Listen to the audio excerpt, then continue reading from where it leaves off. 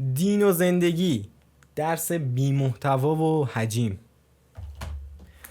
عربی به درد نخور و حیف نون، روانشناسی که اتفاقا درس خیلی خیلی مهم و کاربردیه ولی اصلا از پتانسیل این درس به اندازه کافی استفاده نشده و به نظرم محتوای کتاب به مراتب میتونست کاربردی تر طراحی بشه.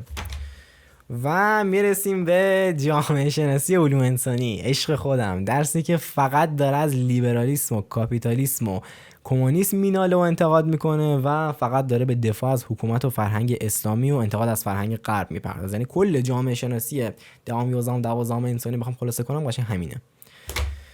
و میرسیم به اقتصاد، این هم درس خوب و کاربردیه ولی خب چرا این محتوا واقعا، چرا فرمولای بورس و اینا باید برای ما مهم باشه؟ خیلی مسئله مهمتری بود که میتونه در موردش صحبت بکنه، مثل اینکه چرا باید آدم پس انداز داشته باشه، چجوری باید سرمایه گذاری کنیم، چجوری تو بورس اصلا سرمایه گذاری کنیم، مسائل مهمتری که هیچ، فقط یه مش فرمول و یه مش چیزای ویکی‌پدیایی توش کپی پیست کردن. و درس آخری که اصلا نمیدونم چرا باید هم چیزی وجود داشته باشه، آمادگی دفاعی. باور کنید یه کلاس دفاع شخصی تو مدرسه میذاشتن فایدهش از این بیشتر بود. واقعا اصلا محتواش چی بود یادم نمیاد. به درد نخور.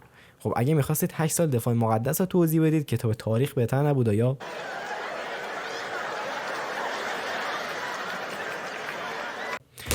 و به هر حال این از یه انتقاد نمکی از کتابای مدرسه. من تو این ویدیو حقیقتش میخوام بهتون بگم که چه چیزایی هست که توی مدرسه بعد به ما یاد میدادن ولی یاد ندادن و چجوری اینا رو اصلا یادشون بگیریم. در موردش میخوام صحبت کنم. شاید یکم ویدیو طولانی باشه ولی اگه زیر 18 سالید حتما این ویدیو رو ببینید، به نظرم میتونه خیلی کمکتون بکنه. چرا که اگر من محمد رضا برمیگشتم به 3 سال پیشم، زمانی که کلاس 9 بودم داشتم میومدم دهم، دقیقاً همین حرفایی رو به محمد رضای 15 ساله میزدم که قراره به شما تو این ویدیو بزنم و به نظرم به خیلی از نوجوانا میتونه کمک بکنه این ویدیو. یکم آب بخورم، صدام گرفته. و اینکه من هیچ وقت اصراری برای لایک کردن یا حمایت از ویدیوهام ندارم، خب یه چیز اختیاریه، ولی خب انصافا این ویدیو رو حمایت کنید، لایک بکنید، چون به نظرم میتونه به جمعیت خیلی زیادی از نوجوانا کمک بکنه همونطور که گفتم. و موضوع مهمی هم هست، احتمالاً الان که شما دارید این ویدیو رو میبینید شب قبل کنکور رو من خوابیدم که فرداش برم کنکور بدم، چون این ویدیوام داره دقیقاً قبل کنکورم ضبط میشه و بالاخره امسال خلاص میشم از این 12 سال عذاب بی پایان. بریم سراغ بحث شیرینمون، اینکه چه چیزایی تو مدرسه بعد یاد میگرفتیم و یاد نگرفتیم. و حمایت و لایک و کامنت و سابسکرایب هم یادتون نره. و یه نکته هم پانویس بگم که منم آدمم، منم مثل شمام و امکان الخطا یا ممکن الخطام و احتمال داره که چرت و پرت بگم، احتمال داره که نظرم از نظر شما اشتباه باشه یا امکان داره که اشتباه فکر کرده باشم. پس اگه شما از من بهتر میدونید توی کامنت ها بنویسید، شاید اصلا من دارم اشتباه فکر میکنم و شاید من اصلا از شما بتونم چیز جدیدتری یاد بگیرم. پس توی کامنت ها میتونیم با هم دیگه بهتر صحبت بکنیم اگر انتقاد یا پیشنهادی دارید. و بریم سراغ ویدیومون. قبل از هر چیزی که ما آدمیم، ما انسانیم و انسان‌ها یک نوزاد شیرخواری هستن که به دنیا آمدن و آروم آروم یاد میگیرن حرف بزنن، بلند شن، زمین بخورن، راه برن، غذا بخورن، لباس بپوشن. و اینا رو کی به ما داره یاد میده؟ پدر و مادر، اطرافیان یا سرپرستمون. و همونطوری که ما به دنیا میایم هیچی بلد نیستیم، نمیتونیم توی این کره خاکی زندگی کنیم، پدر مادر دست ما رو میگیرن، بهمون غذا میدن، غذا خوردن یادمون میدن و راه رفتن. پس اینا چیزای اولیه که ما اگر یادشون نگیریم نمیتونیم زندگی کنیم توی این کره خاکی. و دم پدر و مادر هممون گرم که اینو بهمون یاد دادن. پس این مورد مهمیه. و الانی که ما تقریبا، نمیدونم شما دارید این ویدیو میبینید چند سالتونه، من 18 سالمه، ولی خب برای مثلا بخوام مثال بزنم، شمایی که دارید این ویدیو میبینید مثلا 14 سالتون باشه، وقتی که همسن من بشید بخواید برید توی جامعه بیزینس تشکیل بدید یا کاری رو شروع بکنید یا مثلا بخواید تشکیل خانواده بدید، ازدواج بکنید، خب برای 18 سال خیلی زوده، ولی خب داریم میگیم یه سری آمادگی باید داشته باشید. دقیقاً مثل همون راه رفتنی که پدر و مادرمون بهمون یاد دادن، دقیقاً مثل همون بلند شدن بعد از زمین خوردن که پدر و مادر یادمون دادن، دقیقاً بعد از همون غذا خوردنی که پدر و مادرمون یادمون دادن. ما که نمیدونستیم چنگال قاشق چیه. ننه بابامون اولین بار اینو دستمون دادن، گفتن این اینجوریه، اینو بگی دست راستت، اینو بگی دست سمت دست چپت، این اینجوریه، اون اونجوریه. و دقیقاً الانی هم که شما 18 سالت میشه یه سری چیزا باید یاد بگیری که اصلا تو مدرسه بعد یاد میدادن، جاش اونجا بوده، ولی خب به لطف سیستم پرفروغ و وزین سیستم آموزشی ایران ما یه همچین چیزی رو نداریم. و الان وزیر چیز کیه؟ وزیر آموزش پرورش فکر کنم آقای خاندوزی که اقتصاد بود، نمیدونم کی بود. درود به شرفت میفرستم که یه بار نیومدید اینا رو اصلاح کنید، یعنی دقیقاً همه چیز همون 20 سال پیش، فقط دارید رو کنکور بازی میکنید، اینو هی بالا پایین میکنید. واقعا چه چیز مزخرفی اصلا این کنکور، به درد هیچ کس هم نمیخوره به نظر من. حتی نمیگم به درد هیچ کس نمیخوره، شاید شمایی که مثلا به پزشکی علاقه دارید یا استعدادتون واقعا تو پزشکی به دردتون بخوره و تنها چاره ای باشه که بتونید پزشک بشید، ولی خب به درد اکثریت به نظر من نمیخوره، به درد اکثریت جامعه، و چیزای مهمتری تو مدرسه باید یاد بدن. اما بریم سراغ این پارامترایی که بهتون گفتم، پارامترایی که مثل همون راه رفتن و غذا خوردن پدر و مادرمون یادمون دادن ما تونستیم زندگی کنیم، بعد الان تو سن 18 سالگی یا تا 18 سالگی حد اکثر یاد بگیریم که توی جامعه بتونیم راحت تشکیل بیزینس بدیم، بتونیم راحت تشکیل خانواده بدیم، بتونیم راحت با جامعهمون ارتباط برقرار کنیم یا حتی خودمون رو بهتر بشناسیم. بریم سراغ این ویژگی‌ها که اولیش هم دقیقاً همین اسپول کردم، خودشناسی. بحث خودشناسی بحث زیاد و عجیب غریب و به قول گفتنی فلسفه ای طوره، ولی خب من خودشناسی رو خیلی ساده تعریف می‌کنم. میگم آقا یه سری ویژگی‌ها هست، این ویژگی‌ها میشه خود تو، و مثلا تو رنگ سفید دوست داری، تو مثلا چه میدونم کمالگرایی، تو درونگرایی، اینا میشه همون خودشناسی. یه سری ویژگی‌هایی که ما رو تعریف میکنن خودشناسی، من بهش میگم، و خیلی زیاده، از 3 تا شروع میشه تا 3 میلیون، ولی خب من یه 3-4 تا از مهماش، حداقل 5-6 تا از مهماش براتون میگم. اولش اعتماد به نفسه. اعتماد به نفس یکم شاید تعریفش سخت باشه، بذارید بگیم خودباوری. اینکه به خودتون باور داشته باشید اگه قراره یه کاری انجام بدید میتونید، اگه قراره توی یه جمعیتی حرف بزنید میتونید، و گوشه‌گیر و ترسو و با قول گفتنی کمبود اعتماد به نفس نداشته باشید که بهتون ضربه های شدیدی میزنه.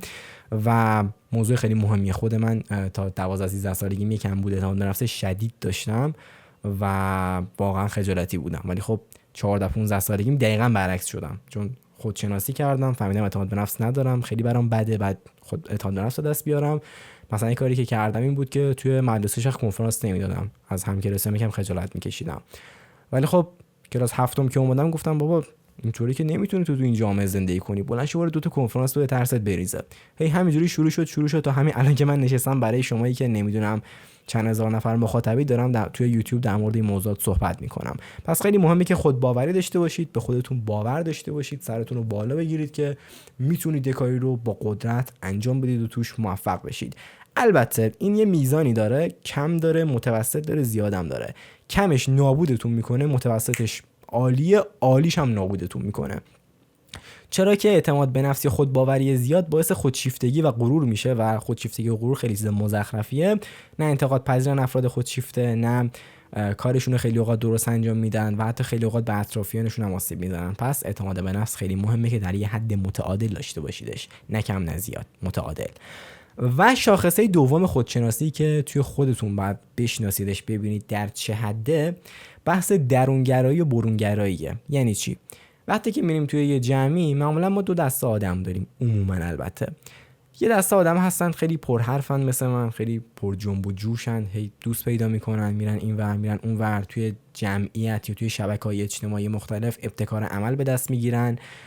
و یه سری هم هستن نه، برعکس همینن که گفتم، آدمای کم حرف، خجالتی، گوشه‌گیر، احساساتشون رو سخت بروز میدن، یکم سخت‌تر ارتباط برقرار میکنن، دوست پیدا میکنن، و دقیقاً برعکس همون شخصیت‌های برونگرا هستن، افراد درونگرا. البته یه چیز خیلی بدی هم که بولد شده، نمیدونم چرا همه دارن میگن ما درونگراییم، حس میکنن خیلی خفنه. اتفاقا خفن نیست، درونگرا بودن خیلی معایب بیشتری نسبت به برونگرا به نظر من داره. البته خب دیگه هر کسی ویژگی شخصیتی داره که به نظر من بر خودش رو بشناسه. پس ببینید برونگرایید بیشتر حرف میزنید، یا درونگرایید و کمتر حرف میزنید و بیشتر تو خودتونید. به نظر من برونگرا بودن بهتره. اگه درونگرایید حداقل یکم خودتون رو بیارید جلوتر بکنید، نیمگرا، و احساساتتون رو بروز ندید، اوکی قبوله، ولی خب دیگه مثلا کم حرف هم نباشید در اون حد که برید توی جمع. مثلا من یه شاگردی رو میشناسم، شاگرد که نه، همکلاسی بود البته. آقا ما 3 سال با این همکلاسی بودیم، کل این 3 سال من 2 جمله با این نتونستم حرف بزنم، و خب این خیلی بده دیگه. اون بنده خدا الان از دبیرستانش نه خاطره‌ای داره نه دوستی داره، خب خیلی بده. و سعی کنید یا نیمگرا باشید یا حداقل خودتون رو بشناسید، چون همین درونگرا بودنه یا برونگرا بودنه نشون دهنده بسیاری از صفات شخصیتی شماست. همونطوری که گفتم افراد برونگرا مثلا بهتر میتونن ارتباط برقرار کنن و ابتکار عمل تو دست بگیرن. و اینم ویژگی شخصیت دوم. اولی شد اعتماد به نفس، دومی شد درونگرا و برونگرا بودن. من خیلی حرف دارم برای گفتن، همه رو اینجا نوشتم، هی دارم اینجا نگاه میکنم که یادم نره حرفا رو بهتون بزنم، چون انقدر زیاده و گسترده است و انقدر که این سیستم شروور آموزشی ما ناقصه که من واقعا نمیدونم چی بگم، انقدر زیاده چیزایی که باید یاد میگرفتیم و یاد نگرفتیم. بحث سوم که اونم بحث خودشناسیه، میتونید تو خودتون پیدا کنید، بحث کمالگرایی یا پرفکشنیسمه. پرفکشنیسم یا کمالگرایی یا کمالجویی، یعنی که آقا چقدر دوست داری پرفکت باشی. مثلا من تو کارم خیلی پرفکتم، وقتی میخوام ویدیو یوتیوب بسازم میگم که نه ببین ویدیوت باید کامل باشه، ببین اونو نگفتی دیگه، این ویدیو خوبی نشد. مثلا نمیدونم چرا ولی ویدیوم خیلی طولانیه، مثلا بررسی گرافیکای منو ببینید 40 دقیقه بعضیاشون میرسه. بررسی RX 580 بود اگه اشتباه نکنم. و خب هر کی بود میگفت داداش یه تست گیم و یه ارزش خرید و یه مقایسه است دیگه، چرا 40 دقیقه؟ ولی خب من چون آدمیم که دوست دارم همه چیز پرفکت باشه، عالی باشه، نمیتونم اینو تحمل کنم، میگم نه بعد فلان چیزام باشه، بعد 20 چیزام باشه. این مامانا دیدین مهمون دعوت میکنن چقدر ایراد میگیرن و کمالگران، میگن محمد نمیدونم فلان لباست خوب نبود، محمد سلام نکردی، چرا تو سلام نکردی؟ نه محمد نباید بگی آقا محمد درسته، محمد بیادبیه، تو که نباید بگی محمد. و یا مثلا به غذاشون ایراد میگیرن، آخ دست پختم امشب خوب بود ولی یکاش تدیه برشته تر بود، قرمه سبزی یکم دیگه نمک میذارم چقدر خوب میشد. دقیقاً به همون میگیم کمالگرایی. کمالگرایی به نظر من یه پارامتر فوق العاده خوبیه و من خودم یکی از چیزایی که دارم، البته زیادش یه سری جا آسیب میزنه. مثلا من خودم وقتی که میخوام یه کاری کوچیکو حتی بکنم مثل کتاب خوندن یا مثلا رفتن به جایی، تو اونام حتی کمالگرایی زیادی دارم و این خیلی بده، چون اگه یه پارامتر غیر منتظره یه اتفاق بیفته که همه چیو به هم بزنه اعصاب من خورد میشه و اون تعادل روانی به هم میخوره و این هم خوبه هم بده. ببینید که چقدر کمالگرایی دیگه تو کارتون میتونید بسنجید، ببینید آدم اهمالکار و به قول خودمون گشاد و تنبلی هستید یا اینکه نه آدم با پشتکار و با جنم و کمالگرا و پرفکشنیسمی هستید. یه ویژگی شخصیت باحالی هم که این پرفکشنیستا یا کمالگراها دارن مثل من جمله خود من اینه که به جزئیات خیلی توجه میکنن. در جزئیات شما جر میخورید و میتوانید جر دهید. واقعا این ویژگی جالبیه و اینم پارامتر سوم، کمالگرایی. پارامتر چهارم که بحث میتونم بگم یکم سختیه توضیح دادنش، ولی خب سعی میکنم ساده توضیح بدم که بفهمید، خیلی هم مهمه. البته بحث ایموشنال اینتلیجنس یا بحث هوش احساساتیه. مثلا وقتی که یه موقعیت احساسی پیش میاد ما توش قرار میگیریم چقدر میتونیم خوب توش عمل بکنیم. مثلا من کانالم که پاک شد میتونستم بشینم یه ما گریه کنم، هی بگم ای بابا نشد، هی کانال عزیزم 240 تا ویدیو توش گذاشتم، 6K سابسکرایب، میتونستم اینجوری کنم. یا اینکه نه بگم یکی دو روز گریه زاریمو بکنم، خب ناراحتم دیگه نمیشه، بعد گریه کنم آروم شم، یکی دو روز گریه‌مو بکنم، روز سوم بگم خب دیگه اتفاق افتاده، تو چیکار میتونی بکنی، دست تو که نبود، یکی دیگه زده پاک کرده، بعد چیکار کنی؟ بعد بیای از اول دوباره بسازی. بهش میگن هوش هیجانی یا احساسی که موضوع خیلی مهمیه. مثلا میبینید یه نفر میمیره توی زندگی یه طرف، یارو بعد 60 سال هنوز به فکر اونه.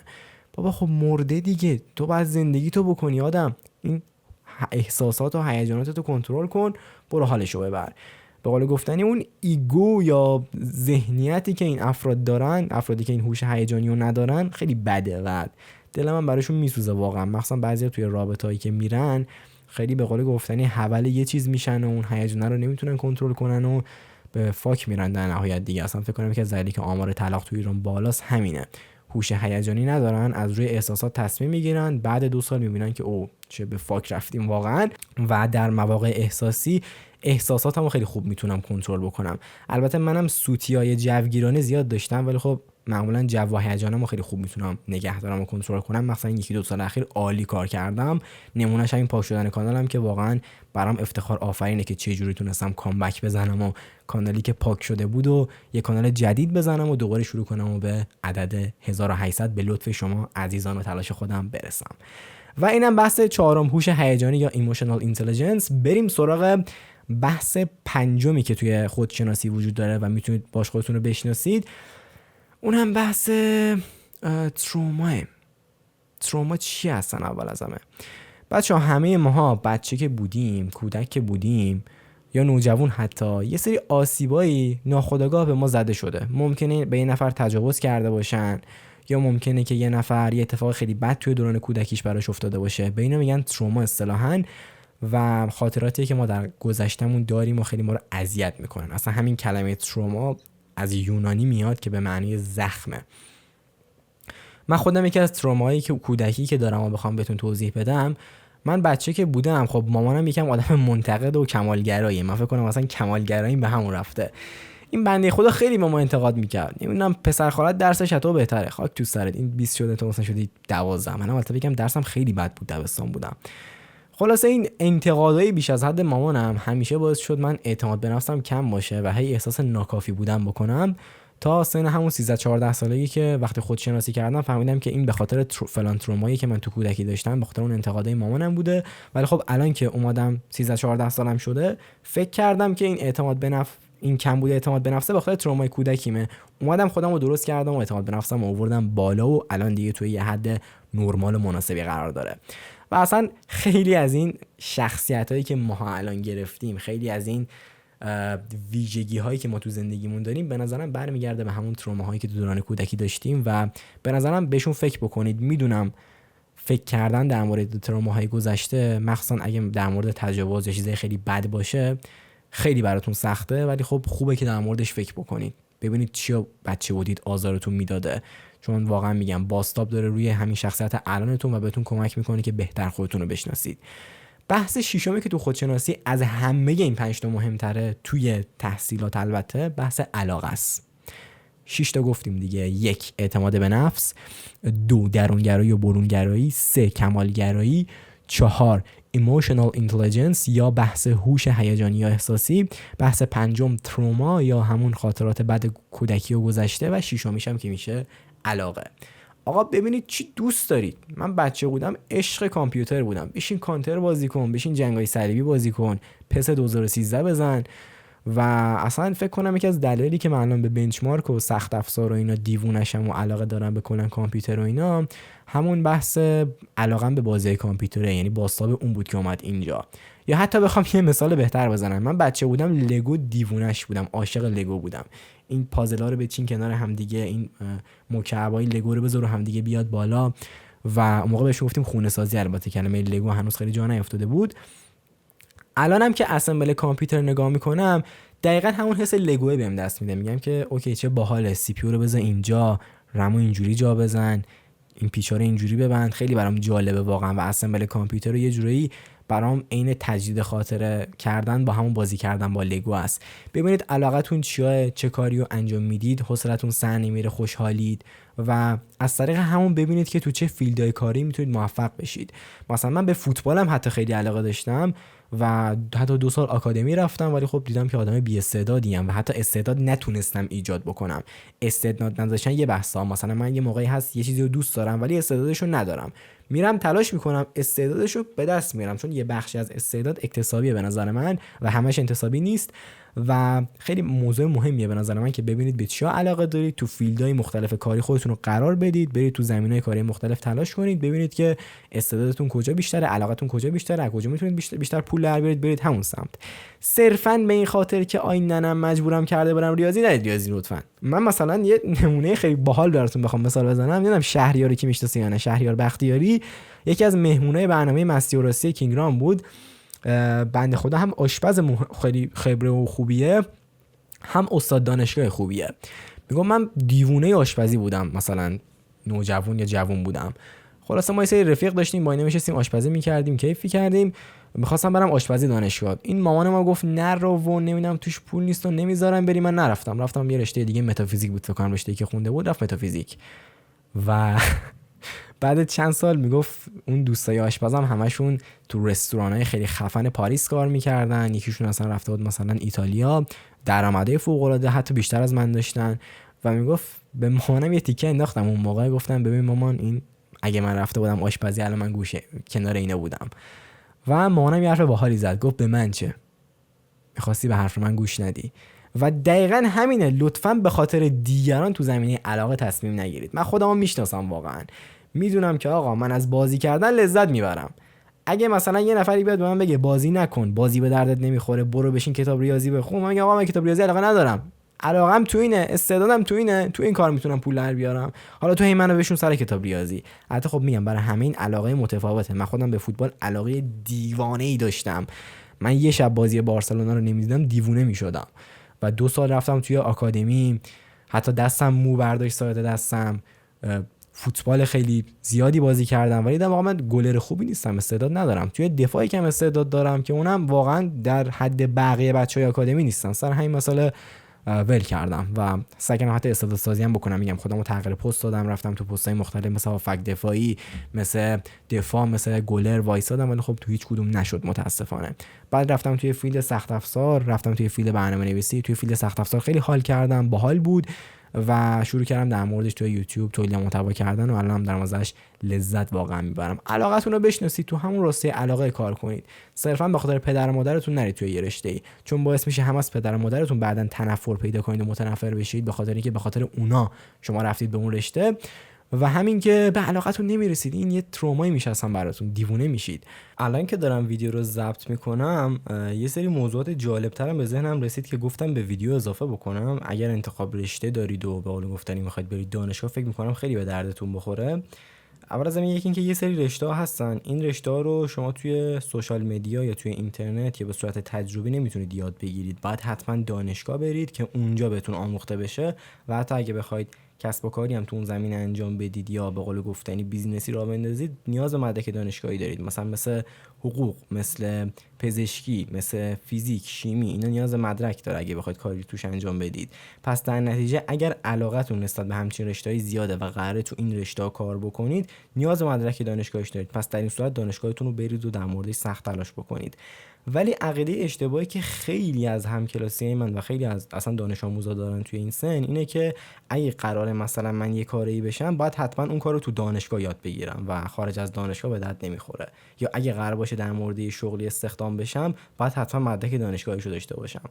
در صورتی که این عقیده به نظر من کاملا اشتباهه، مخصوصا توی امسال سال 2024 که توی این سالی که ما داریم زندگی میکنیم هزاران منابع آموزشی مختلف رایگان هست که از طریقش میتونید خیلی حتی بهتر از دانشگاه یاد بگیرید. مخصوصا دانشگاه‌های ایران که سیستم بسیار فرسوده‌ای دارن و اصلا فاجعه است. یکی از بچه‌ای که حالا برنامه‌نویسی خونده به من توضیح میداد، میگفت ما توی دانشگاهمون در مورد زبان‌های بروز اصلا مطالعه نمی‌کنیم، هوش مصنوعی که جدیده رو نداریم و صرفاً تمرکز روی مبانی قدیمی و کهنه و پوسیده است. مثلا کدنویسی که ما می‌خوایم امتحان بدیم، بعد رو کاغذ کد رو بنویسیم و این خیلی افتضاح ها. فکر کن امتحان کدنویسی تو بیای روی کاغذ بنویسی و اصلا با کامپیوتر ارتباط نداشته باشی. و این مثال ساده در مورد دانشگاه هاست و منابع آموزشی خیلی رایگان و حتی بهتر از دانشگاه هستن توی اینترنت که میتونید از اون استفاده کنید. مثلا کتاب هست، پادکست هست، چت جی پی تی و ای آی و هوش مصنوعی مختلف هست و یوتیوب هست و هزاران منبع آموزشی دیگه. خود یوتیوب اصلا به نظر من این دانشگاهیه و میتونه خیلی بهتون کمک بکنه که چیزای مختلف رو یاد بگیرید. مثلا خود منی که الان سخت افزار بلدم و کامپیوتر بلدم تا حدودی، نرفتم مثلا دانشگاه یا اونجا در موردش بخوام مطالعه کنم. حتی رشته‌ام فنی حرفه‌ای نیست، رشته‌ام علوم انسانیه، ولی خب توی یوتیوب، توی این ور اون ور، توی اینستاگرام انقدر در موردش خوندم و دیدم و شنیدم تا بالاخره تونستم یاد بگیرم. پس خیلی مهمه که از منابع آموزشی مختلف کنار دانشگاه استفاده کنید و خودتون رو منوط به دانشگاه نکنید. در مورد استخدام به نظر من خیلی از شرکت‌ها خیلی اوقات به مدرک دانشگاهیتون کار ندارن، به 2 تا چیز شما کار دارن. یکی رزومه شما، اینکه شما چقدر کار کردید و تجربه دارید و قوی توی اون کار، و 2 اینکه مهارت شما. اگه شما توی کاری واقعا خفن باشید و علاقه داشته باشید و پشت کار براتون هست، پول هست، نگران نباشید. و البته یه عقیده اشتباه دیگه هم که خب خیلی بین این همسن و سالای من رواج پیدا کرده اینه که خب پول خیلی مهمتر از علاقه است. بریم دنبال پولمون و نمیدونم نون تو فلان کاره، بعد بریم فلان کارو حتما بکنیم، یا فلان کس از فلان کار خیلی پول در آورده. مثلا سر همین یوتیوب هم خیلی از همکلاسی‌ها میومدن پیشم میگفتن او درآمدش چقدره، ما هم بیایم مثلا کانال بزنیم و این داستانا. و این خیلی بده به نظر من، چون که وقتی که شما بخواید یه کاریو شروع بکنید، حالا فارغ از هر چیزی، سختیش خیلی زیاده، چه اولش چه آخرش. یعنی شما از اول تا آخرش یه سری رنجا و مصیبتایی رو باید بکشید که تو کارتون پیشرفت کنید. به قول گفتنی نابرده رنج گنج میسر نخواهد شد. و نکته مهمی که در مورد شغلم وجود داره همینه. اگر شما برید توی یه زمینه کاری، یه فیلد کاری که بهش علاقه ندارید، بعد اونجا بخواید زورتون رو بزنید، به اولین سختی‌هایی که می‌خورید کلافه میشید و کاملا می‌برید، حتی اگه خیلی مصمم و کمالگرا باشید.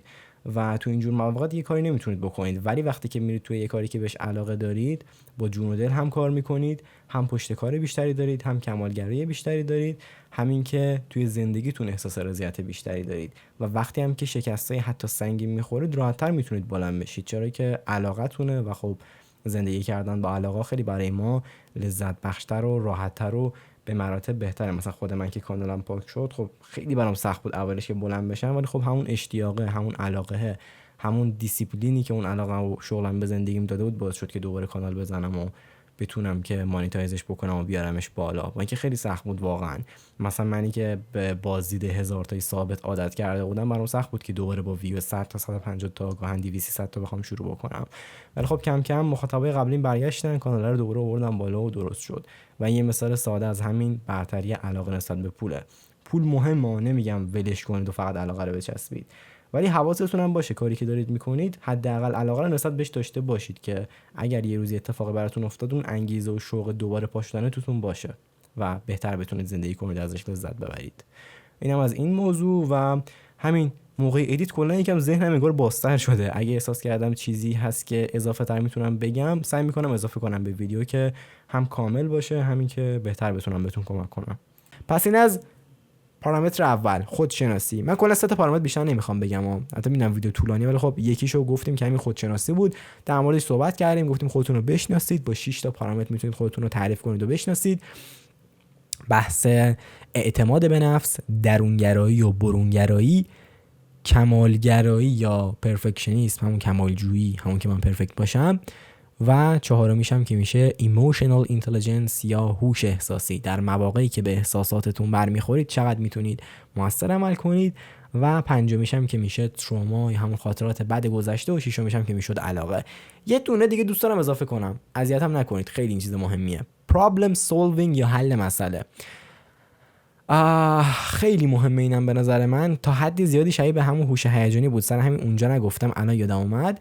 ولی به نظر من حل مسئله موضوع مهمیه. یاد بگیرید در مواقعی که به مشکل میخورید چجوری مشکلات رو حل بکنید. برخوردتون با مشکلاتتون چجوریه.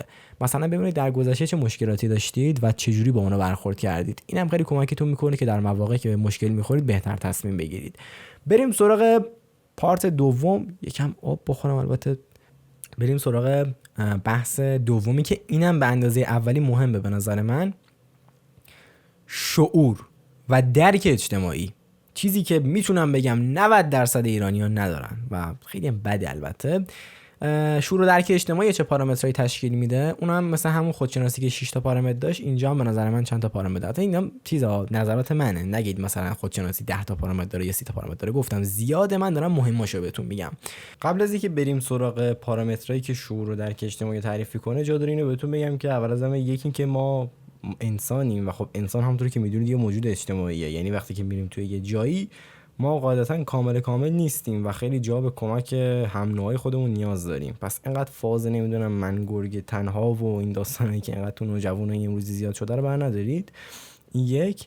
و دو اینکه دقیقاً این گله میمونه دیگه. شما مثلا به حیوانات نگاه بکنید، اونها به هر حال یه نوع موجود زنده ان دیگه، شبیه ما ان. مثلا میمونا وقتی که یه موجودی از گله طرد میشه، خیلی سخت‌تر میتونه نیازهای خودش رو برآورده کنه. وقتی به مشکل میخوره، نمیتونه از کمک همناش استفاده بکنه و در معرض خطرات بیشتری هم قرار میگیره.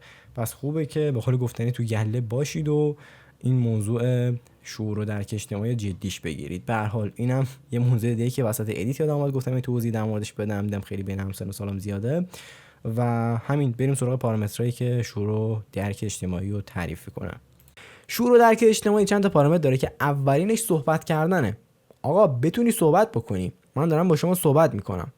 I'm talking to you. من دارم با تو صحبت میکنم و بتونید حرف بزنید. من مثلا یه چیزی که خیلی برام خنده‌دار و عجیب بود تو مدرسه این بود که ما مثلا همین پارسال کلاس 11 که بودیم یه درس داشتیم انسان محیط زیست. این معلمش گفت آقا بلند شید کنفرانس بیارید.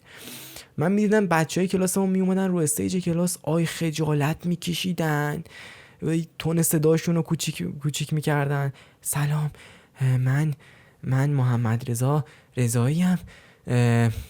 امروز اومدم در مورد استرس میگرفتن اینجوری میشدن. تو رو خدا اینجوری نباشید. یه سری جاها مهمه که واقعا بتونید پررو باشید و از حقتون دفاع کنید. پس یاد بگیرید که صحبت بکنید، یاد بگیرید کلماتو به طرز درستی کنار هم قرار بدید و جمله‌های مؤثر بسازید. خیلی مهمه.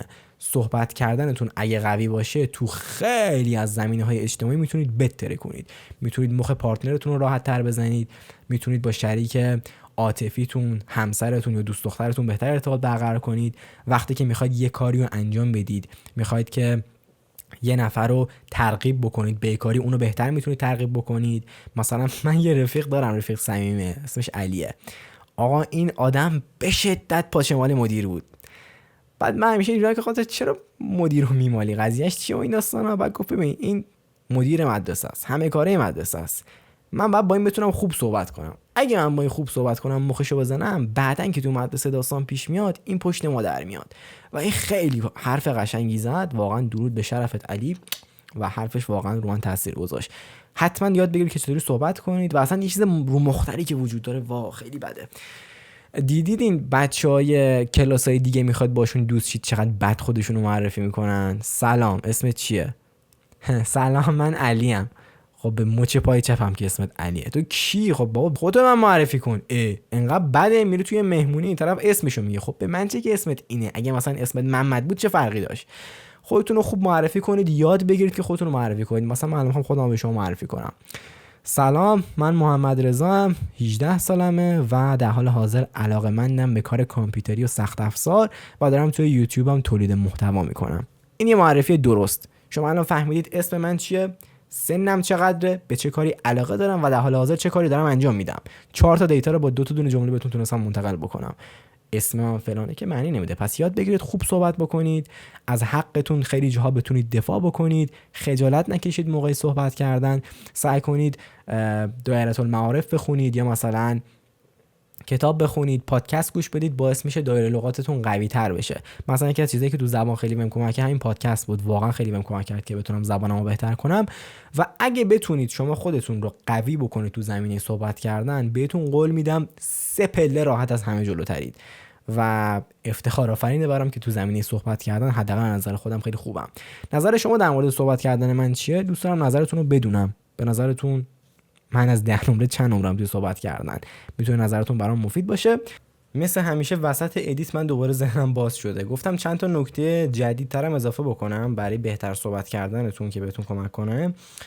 این چند تا موردی که میگم باعث میشه هم تاثیرگذارتر بتونید صحبت بکنید و همین که نحوه صحبت کردنتون نسبت به قبل پیشرفت بکنه. اولین مورد این که اگه قراره توی یه جمعی صحبت بکنید، سعی کنید با صدای رسا صحبت کنید، تون صداتون رو نیارید پایین.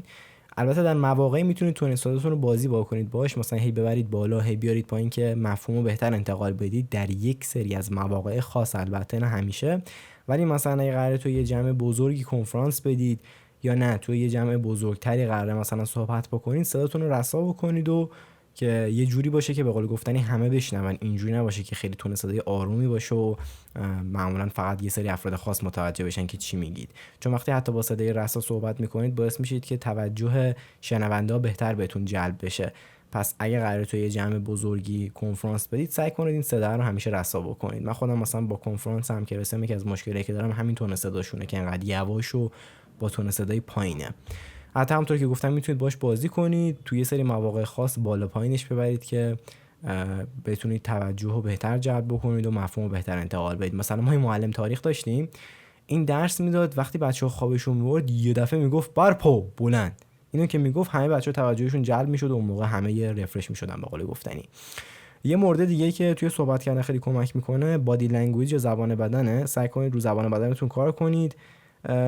ایرانی‌ها معمولاً تو زبان بدن یه سریشون خیلی خوبن، یه سریشون معمولاً ضعیف، من خیلی ندیدم. ولی خب مثلا اگه قراره با این نفر صحبت بکنید، سعی کنید از دستاتون هم استفاده بکنید. به قول گفتنی باعث میشه که هم مفهوم بهتر انتقال پیدا کنه، هم شما بتونید بهتر صحبت بکنید و تمرکزتون بیشتر بشه این صحبت کردن. و در نهایت اون فردم وقتی که داره به صحبت شما گوش میکنه کمتر حواس پرتی براش پیش میاد و فوکس تر روی شما، به قول گفتنی متمرکز تره. و یه مورد سومی هم که اینم خیلی مهمه و این دیگه تو ایرانی‌ها خیلی ضعیفه، بحث آی کانتکت یا همون بحث ارتباط چشمیه. وقتی دارید با این نفر صحبت میکنید مستقیم تو چشش نگاه بکنید. یا اگه براتون سخت اوایل میتونید به فاصله بین دو تا ابروش نگاه بکنید، چون اون طرف فکر میکنه که داره شما دارید به چشاش نگاه میکنید و این خیلی مهمه، باعث میشه که ارتباط عمیق‌تری بتونید ایجاد بکنید خیلی اوقات. و موردیه که تو ایرانی ها من معمولا نمیبینم، مثلا با این نفر داری صحبت میکنی اون ور داره نگاه میکنه، با من دارم با تو صحبت میکنم به من نگاه کن، و اینم خیلی بده، هم باعث حواس پرتی شنونده میشه و همین که باعث میشه که به قول گفتنی اون ارتباط عمیق شکل نگیره. یه کار باحالی که خود من موقع بحث کردن، مثلا خب من چون رشته‌ام علوم انسانی بود زیاد بحث سیاسی میکردم، اینو برام خیلی مفید بود، این بود که از طرف سوال میپرسیدم، اگه مثلا میدیدم حواسش بهم نیست میگفتم سوال منو تکرار کن، نه بگو من چی گفتم. اینم خیلی مورد مهمیه اگه مثلا قرار بحثی بکنید، این بهتر شدن توی صحبت کردن حتی اینجا هم خیلی بهتون میتونه کمک بکنه. و همین دیگه، خلاصه من ذهنم وسط ادیت باز شده، هی میپرم وسط فکت میگم و خلاصه که به بزرگی خودتون ببخشید، ولی خب مواردی که فکر میکنم به همتون بتونه کمک زیادی بکنه. بریم ادامه ویدیو. و اینم از بحث صحبت کردنی که همونطور که بهتون گفتم خیلی مهمه و خوبه که یادش بگیرید. و پارامتر دومی که میشه در مورد همین بحث شعور و درک اجتماعی میشه بحث ذهنیت یا ایگو. ذهنیت شما اون رفتاری رو که شما دارید انجام میدید و خیلی اوقات بازتاب میده و این خیلی نکته مهمیه. مثلا یه آدمی میبینید چقدر حسوده، تا یه چیزی رو میخرید نمیدونم بهتون تیکه میندازه، تبریک نمیگه، اصلا یه آدم نچسب. یا مثلا یه سری اصلا واقعا عقده‌ای ان، هی الکی کتکتون میزنن، الکی فلان کارو میکنن، عقده است دیگه همش. یا مثلا یه چیز جدید میگیرن جورشون میداره و این خیلی بده واقعا. البته اینم بگم بچه‌ها، عقده، حسادت، اینا درسته چیزای بدیه، ولی خب تو همه ما هست. یعنی نمیتونی بگی من حسود نیستم، من عقده نیستم، هممون یه همچین چیزایی داریم، شدتش فقط کم و زیاد میشه. همین که شما بدونید حسودید کمک میکنه که خیلی جا خودتون رو کنترل بکنید و بدونید که این چیز بدیه و این خیلی موضوع مهمیه. سعی کنید که از نظر ذهنی خودتون رو کاوش بکنید، ببینید که تو این زمینه‌ها این پارامترها مثل حسادت، مثل عقده، مثل پرخاشگری، مثل احترام چقدر نمره میدید به خودتون. اما دو تا پارامتر جدیدم اینجا تعریف کردم، پرخاشگری و احترام. آقا پرخاشگر نباشید لطفاً. پرخاشگر نباشید لطفاً. تو ایرانیا خیلی زیاده، سری رگشون باد میکنه.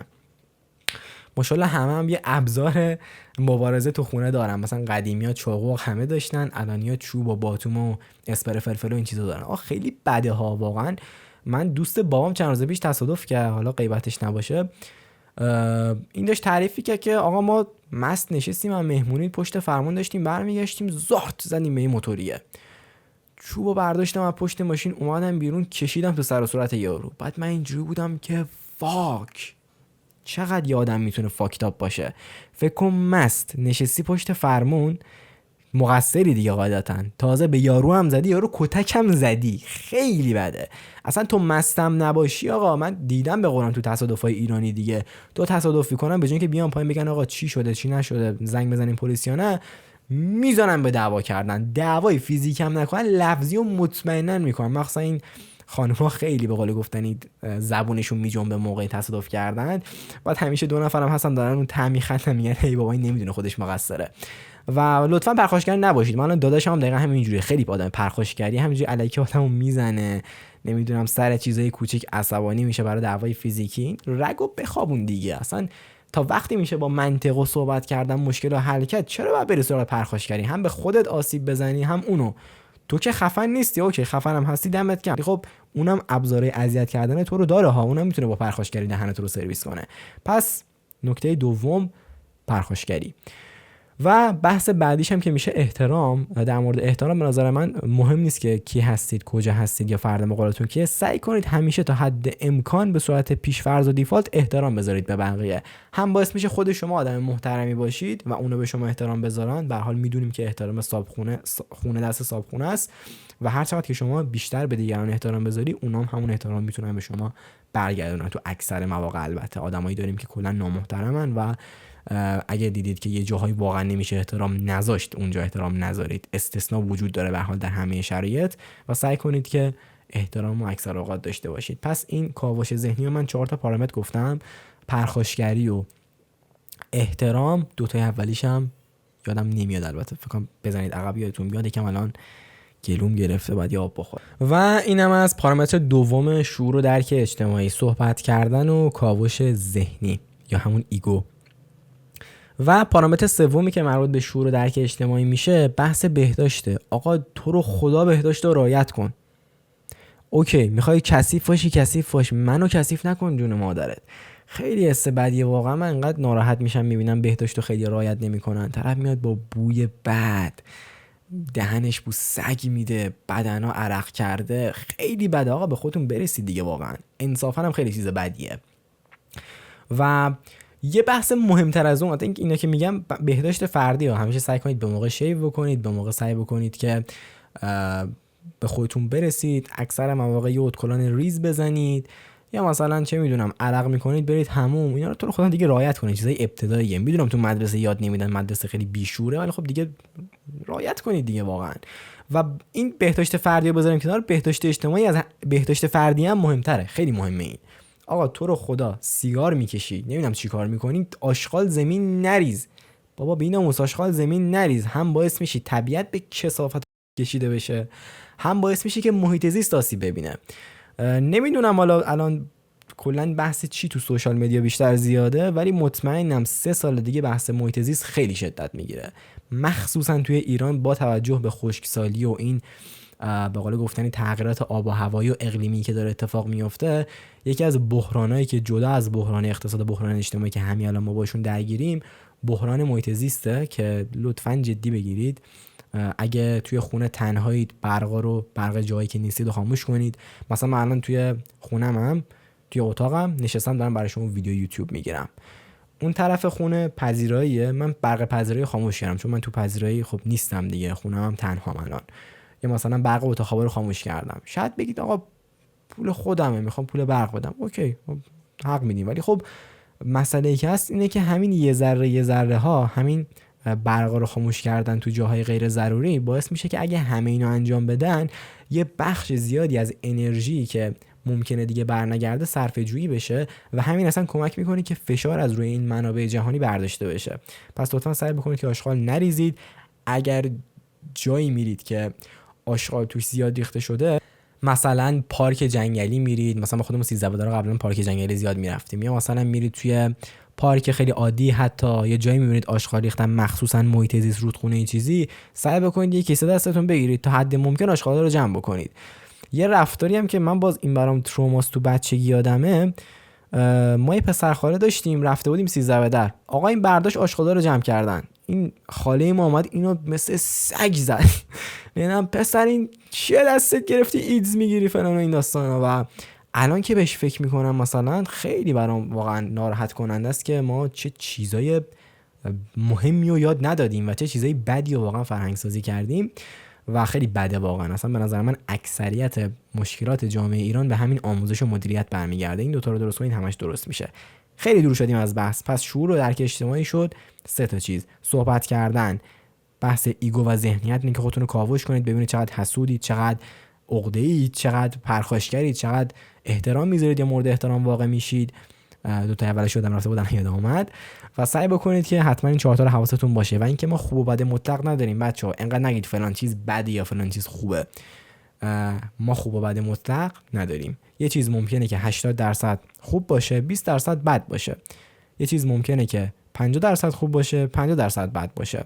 پس خیلی مهمه که خوبی و بدی‌ها رو بشناسید و اینقدر تک‌بعدی به مسائل نگاه نکنید. این هم دوباره به همون بحث ایگو ذهنیت برمیگرده. یادم رفت الان دیدم داره به ذهنم میاد. سعی بکنید که 0 و 1 نباشید، به قول گفتن دیگه. از دیدهای مختلفی به زندگیتون سعی بکنید که نگاه بکنید و ویژن داشته باشید.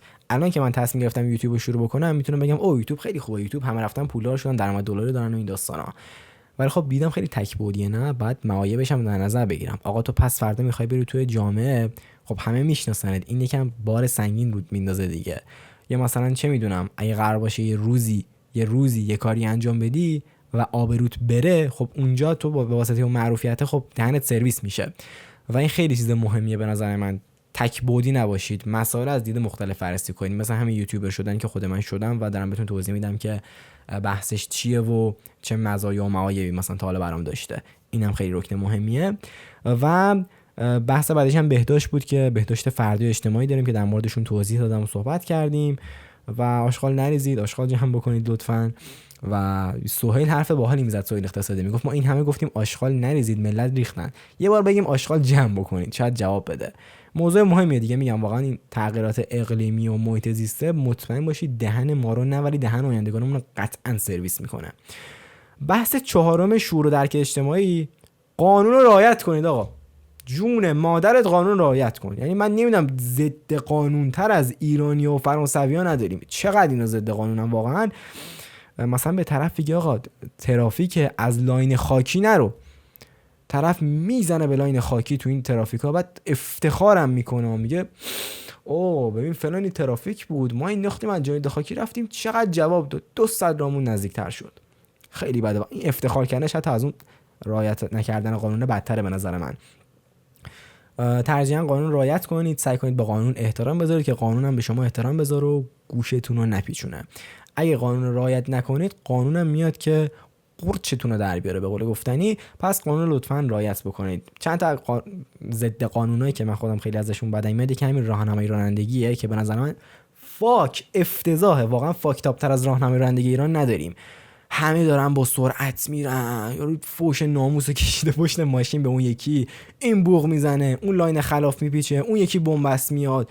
وا آقا داداش من پارسال یه تصادف خیلی بد که سر همین داستان داشت میرفت با سرعت نرمال، یه پیک موتوری از اون دور با ته بنبست اومد زار زد تو زانوی داداش بیچاره من. کشکک پاش شکست، نمی‌دونم کشکک چیه، اون شکست و خلاص یه 6 ماهی بنده خدا خونگیر شد و نتونست بره سر کار. و خیلی مهمه که قانون رعایت کنید. قانون برای ماست، برای این ساخته شده که امنیت ما رو رعایت کنه. شاید یه سری قانونا مورد احترام نباشن یا قانون بدی باشن، ولی خب تا حد امکان باید به قانون احترام بذاریم. اوکی، یکیش همین بحث راهنمایی رانندگی، همونطوری که گفتم افتضاحه. آقا اگه میشینی پشت ماشین، یک چراغ قرمز رو رد نکن جون مادره، دو با سرعت قابل قبول و مناسب برو، نه با انقدر کم بری که دهن پشت سری آسفالت شه، نه انقدر زیاد بری که به فاک بزنی بدی بقیه رو. و سه این که لطفاً پلاکو نپیچونید. واقعا خیلی حرکت زشت و چیپیه.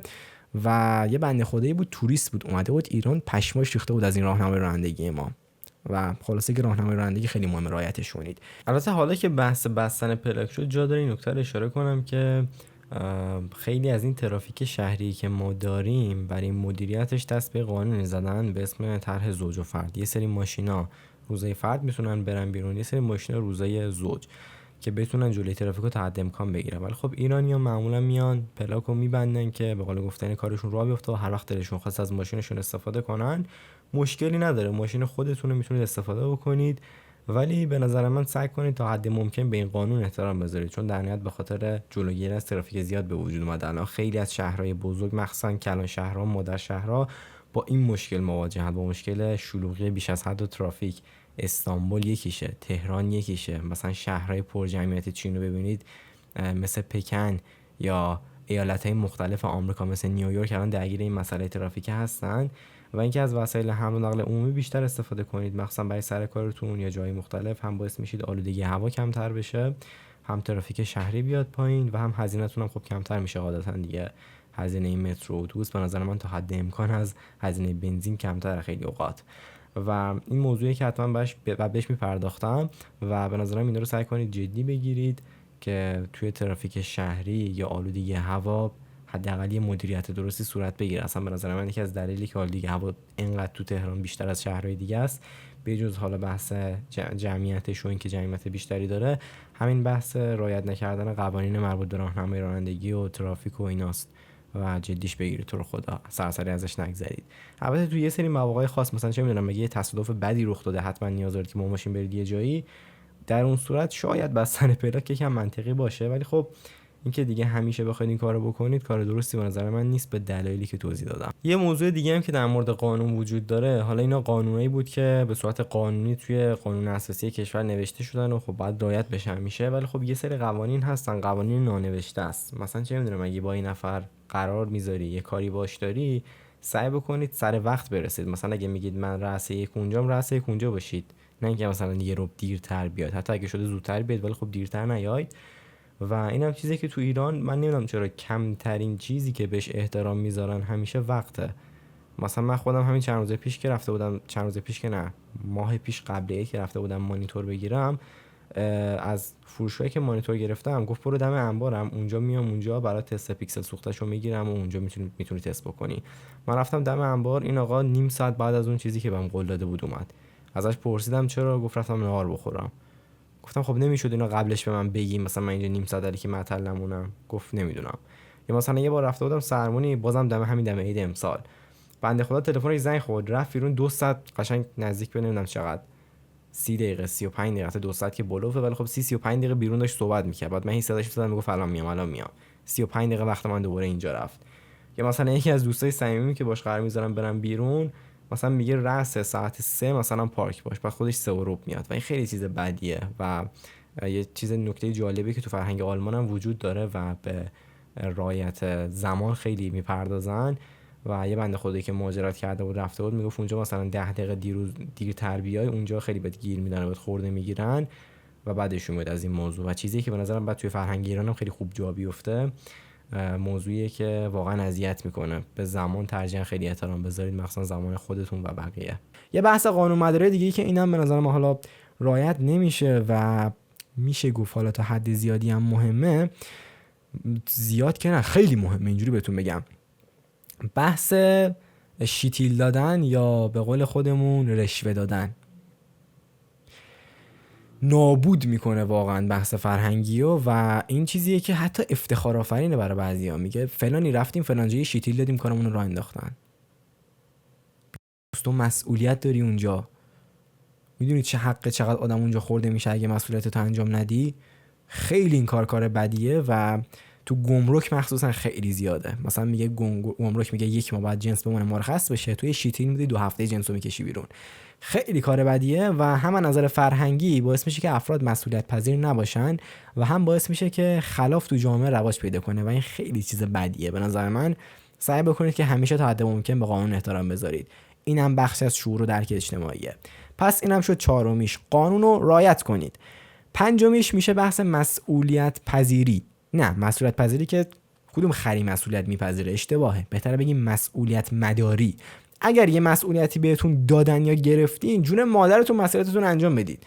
مثلا من الان ادیتورم، آقای ادیتور، اگه من میگم یک شنبه تامینی رو برسون، یک شنبه تامینی رو برسون، چرا 2 شنبه میاری دست من؟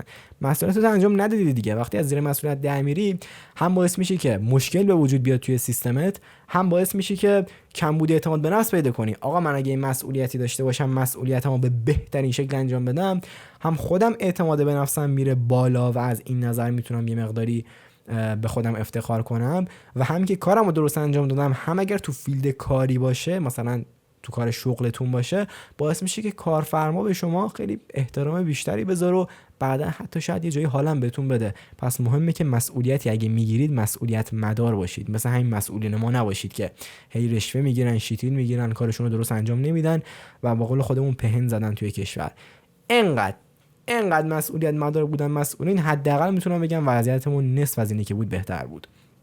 خلاصه اینم 5میش، مسئولیت مدار باشید. مورد بعدی که توی بخش شعور و درک اجتماعی وجود داره، بحث ارتباط برقرار کردن با جنس مکمل یا حالا چه دختره چه پسرشه، که متاسفانه چون مدارس ایران همیشه به قول گفتنی توش تفکیک جنسیتی بوده، این موضوع خیلی بد به قول گفتنی تدریس شده. یا معمولا پسرها از پسرها یاد گرفتن یه سری عقاید اشتباهه، یا دخترها یه سری عقاید اشتباه از دخترها گرفتن توی مدرسهشون و این اصلا باعث شده که خیلی اوقات نه پسرها ذهنیت خوبی نسبت به دخترها داشته باشن، بگم مثلا دخترها همشون فلانن، یا پسرها حتی برعکسش. و به نظر من این موضوعیه که باید حتما در موردش تحقیق بکنید و فکر بکنید. خود من حقیقتش خیلی در مورد این موضوع دارم مطالعه میکنم توی سالهای اخیر، ولی خب بحثیه که هنوز تجربهشو ندارم چون سنم هم هنوز خیلی پایین تره از بقیه است. ولی خب چیزیه که باید کماکان در موردش بدونید، تحقیق بکنید و یاد بگیرید که بتونید توی جامعهتون موقعی که میخواید تشکیل خانواده بدید یا یه دوست دختر یا پارتنر برای خودتون پیدا کنید، بتونید یه انتخاب درستی رو داشته باشید که نه ذهنتون به فنا بره نه زمانتون به فنا بره و همین که بتونید از زندگی که دارید استفاده کنید و لذت ببرید. و اگرم یه روز قرار شد تشکیل خانواده بدید، خب اون ازدواجی که میکنید ازدواج موفقی باشه، چون الان بخش زیادی از مشکلات جامعه ما مربوط به طلاق میشه. آمار بالاشو بحث مهریه و ایناست. اصلا خود مهریه هم به نظر من یه مشکل فرهنگیه تو کشور ما، چون عملاً وسیله سوء استفاده خیلی از دخترها از پسرا شده و یه وسیله کلا خیلی بدیه که قانون هم داره این مسئله رو پوش میکنه. به نظر من باید در موردش حتما شفاف سازی بشه قبل از تشکیل خانواده یا ازدواج. و این موضوع میگم من خودم خیلی نمیتونم بهتون کمک کنم، هنوز تجربه‌ام خیلی زیاد نیست، ولی در موردش کم و کم بخونید تو پادکست‌های مختلف، البته نه محتوای زرد دیگه چرت و پرت تو اینستاگرام و این ور پر شده، پادکستایی که توسط سکس تراپیستا یا روانشناسا توی یوتیوب هست به نظرم خیلی میتونه بهتون کمک کنه. کینگرام یه سری پادکست داشت با یکی از این سکس تراپیستای کانادا، خیلی هم جامع و مفید بود. خلاص 6 تا پارت 1 ساعته بود. لینکاشو توی دیسکریپشن میذارم، کلا منابعی که میگم توی دیسکریپشن همشون هست. به نظرم تا حد خیلی خوبی میتونه بهتون کمک بکنه. در مورد یه موضوعی هم که حالا به نظرم خیلی بد داره جا میفته توی ایران، مخصوصا بین بچهای جوان، اینه که فکر میکنن پسرها از دخترها بهترن یا حتی برعکس دخترها فکر میکنن از پسرها بهترن. در مورد این موضوع بچه‌ها بگم سکسیست و به قول خودمون جنسیت زده نباشید. چیزی که حالا من خودم توی روانشناسی مطالعه کردم، ذهنیت دختر و پسر با هم دیگه فرق میکنه. اینه که میگن زنان ونوسی مردان مریخی، به خاطر اینکه زنا معمولا طرز فکرشون، ذهنیتشون یه مقدار ایموشنال تر و احساسی تره، ولی مردا یه مقدار لاجیکال تر و منطقی ترن.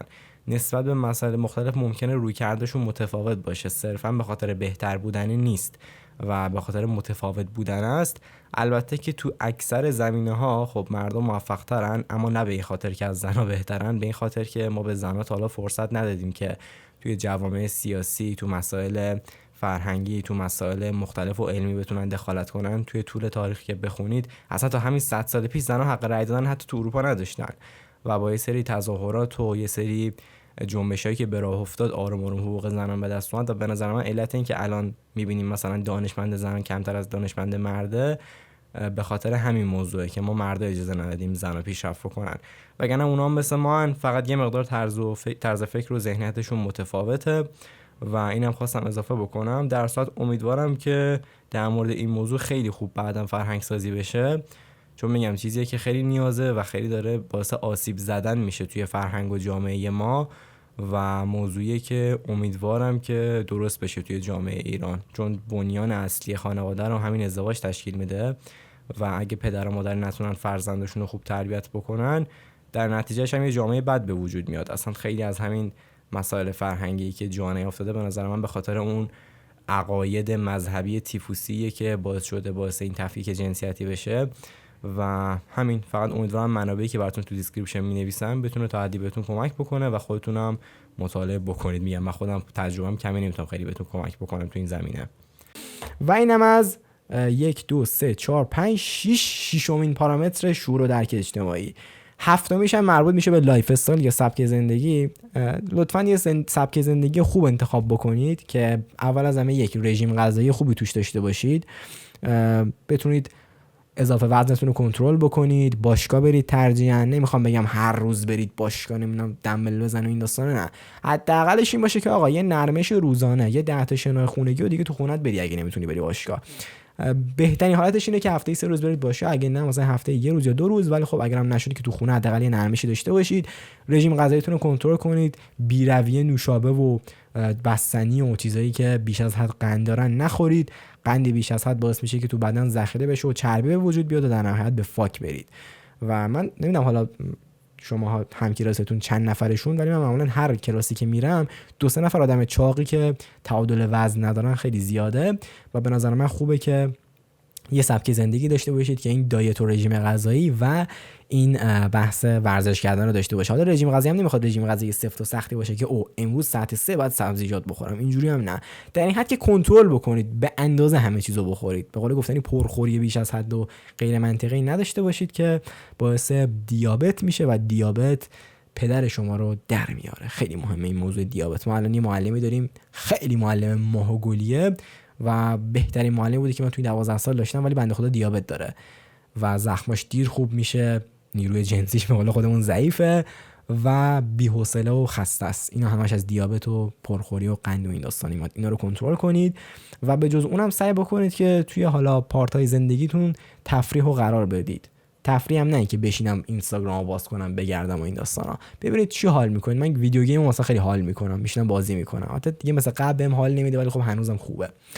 یا مثلا فوتبال من خیلی دوست دارم، وقتی میخوام به خودم اوقات فراغت بدم حال کنم، میبینم با چیا حال میکنم میرم اون کار رو انجام میدم، نه اینکه صرفا بیکار بشینم. اوکی، پس اگه قراره تفریح داشته باشید، تو پارت تفریحتون چیزایی بذارید که واقعا بهتون دوپامین میده، نه اینکه صرفا بیکاری بشینید یه جا به دیوار خیره بشید و همینجور تلویزیون روشن کنید.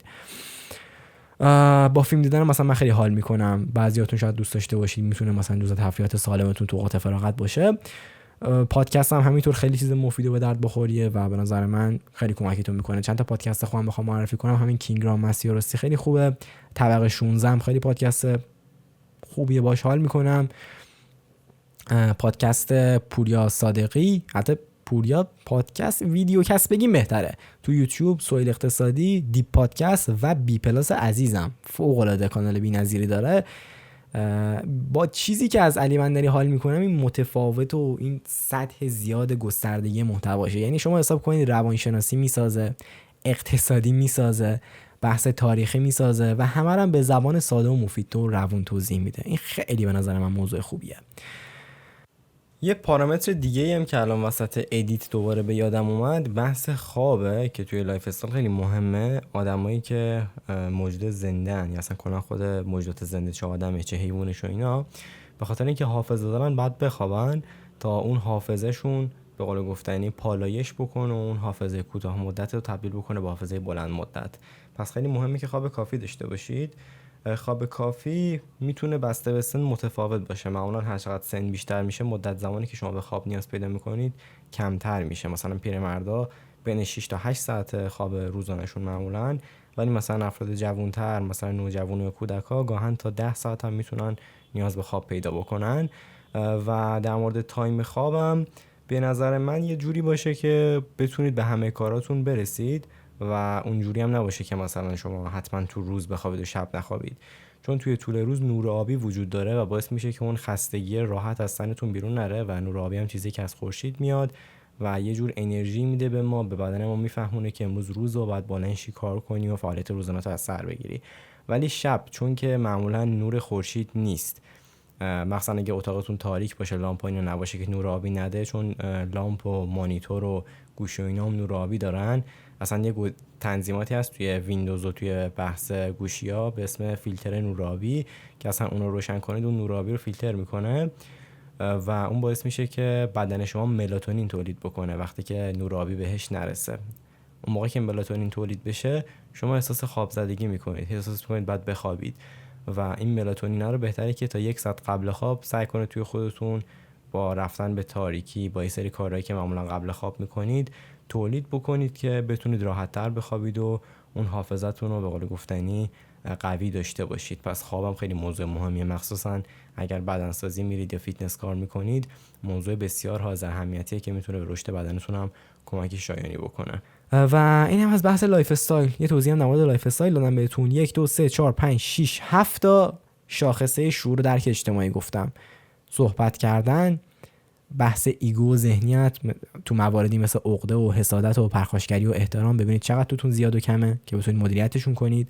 بهداشت فردی و اجتماعی، قانون رعایت کنید، آدم قانون مداری باشید، به قانون احترام بذارید، مسئولیت پذیر باشید، اگر مسئولیت پذیری که اشتباه، مسئولیت مدار باشید اگه مسئولیتی بهتون میدن و سعی کنید به نحو احسنتون انجام بدید.